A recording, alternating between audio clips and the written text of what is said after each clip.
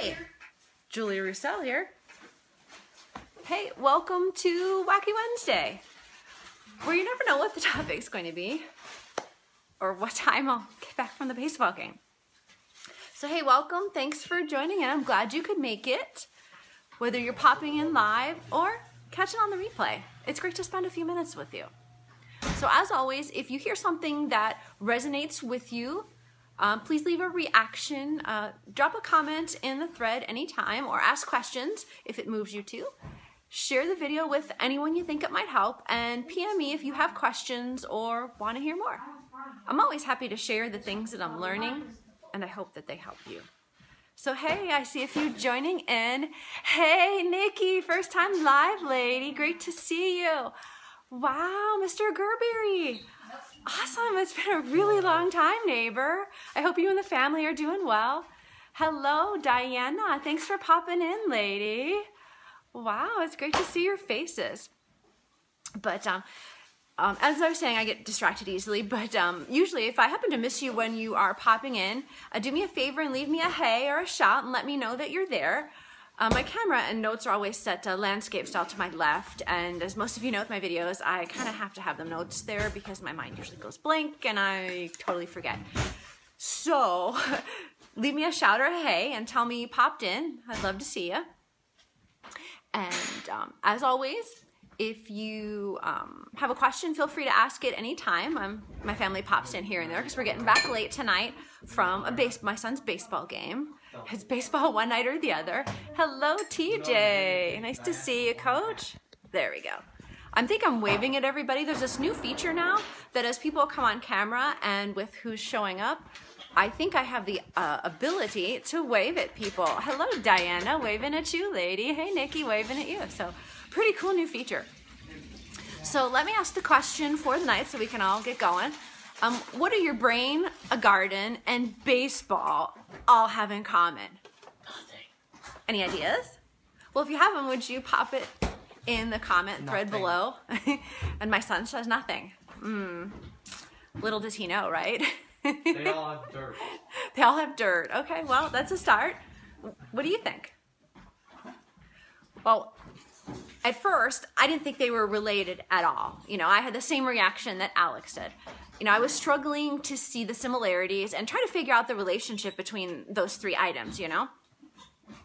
But I heard an analogy from one of my mentors, and it's kind of been sticking in my head a lot over the last couple months.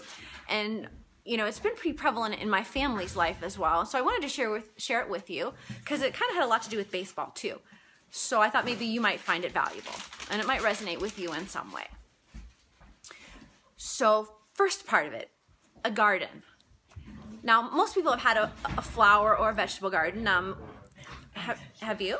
You know, what kind did you have? You know, you're welcome to pop that in the comment thread. Now, myself, most of you know, I have a garden. It's lilies. And when you have a garden, you know, you water it, you till it, you fertilize it, you weed it, you know, you put that protective fence up. You know, you're very careful what you put in your garden and how you protect it, right? And, you know, you're going to miracle grow your garden. You're going to prune off any dead ends. You know, you're going to put mulch in there. You know, I'm always weeding and taking care of my lilies in the same manner. And I'm sure you do the same with yours. Okay, so a mentor was explaining to me that my brain is a lot like a garden. You know, pick whichever you want it to be, like a flower or a vegetable, whatever suits you. And for your garden or your mind to be healthy and blooming and beautiful, you know, to produce fruit and flowers, you have to treat it like a garden, okay? And you have to keep out the animals, you know, the bugs, the weeds, you know, all the things that are negative and that you don't want affecting your garden in a bad way. So, for example, if your mind is like that garden, you want to keep out your doubts, your negative thoughts. You want to grow the more positive things. You know, you want to get rid of those bad attitudes and get rid of your fears and all those little voices that tell you that, oh, you can't do this. You know, what were you thinking? You're too old, or you're not good enough. You know, those negative things you need to weed out. So if you want your mind to be healthy and growing and vibrant and producing fruit, you need to treat it like one. Just like that precious garden that you spend so much time taking care of. And I'm always taking care of my garden outside. You know, these are my lilies. You know, there's something that's very important to me, and I make it a point on a, you know, pretty oftentimes basis to take good care of them. And now how your brain and your garden relates to baseball. Okay, maybe I can actually get it on my head. Maybe not. Whew. Nicholas's hat's a little too small. But baseball is something new in our house. And it hasn't been. It's something new in our house, like I said. And it's what the first two are related to. My 15-year-old son has been, you know, pitching and playing baseball for the first time. Ugh, I'm a mess now. No worries. But he's been playing for the first time, you know, with no experience. And, you know, he's had some pitching lessons with the hubby. But, you know, throughout the last couple years, he's had some mindset changes and, you know, decided that he wanted to play and that he could play and that he was going to do well. You know, and tonight he was pitching and he had some tough moments where he had to kind of gather his thoughts and be in a pressure situation, and he handled it pretty fairly. You know, and before he decided he wanted to be pitching years and years ago, he was very strong and very resistant in his mindset, and he decided a lot of times he couldn't do this, or he couldn't play this sport, or he wasn't able to do that because he wasn't smart enough. And, you know, his mindset has changed over the last couple of years when he's realized that, oh, hey, I can do this. I'm pretty capable. You know, I'm intelligent enough. I can learn. And so now that his mindset and attitude have changed so much, it's powering him to treat his mind more like a precious garden, you know, to be positive, to keep telling yourself you can, to work through it anyways. And, you know, keeping out all the negative things that you really don't want to hear, you know, all those things that tell you that you can't, that you shouldn't, and that you stink. You know, that's so hard to get rid of, because if you think about it, we're always talking to ourselves in a horrible, horrible way. Like, you look fat in those clothes, or you shouldn't be trying this, you're not very good at it.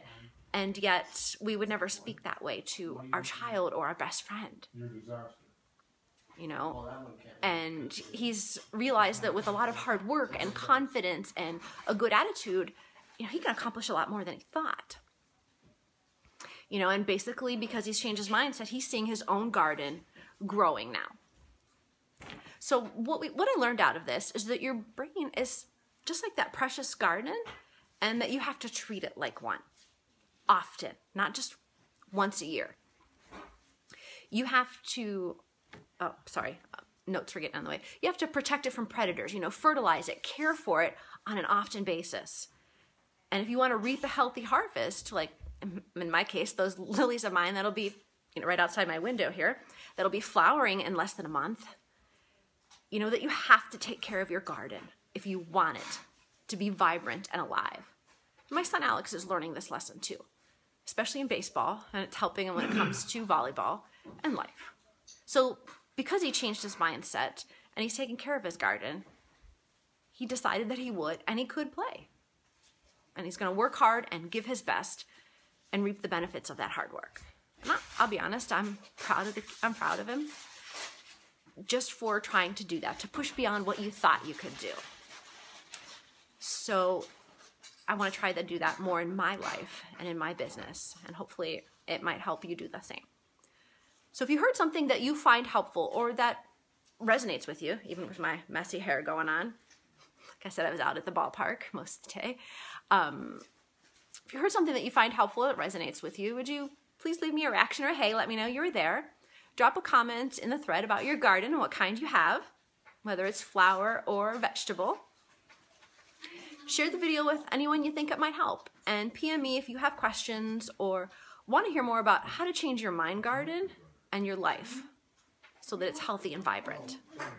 You won't regret it. So your brain is a living garden.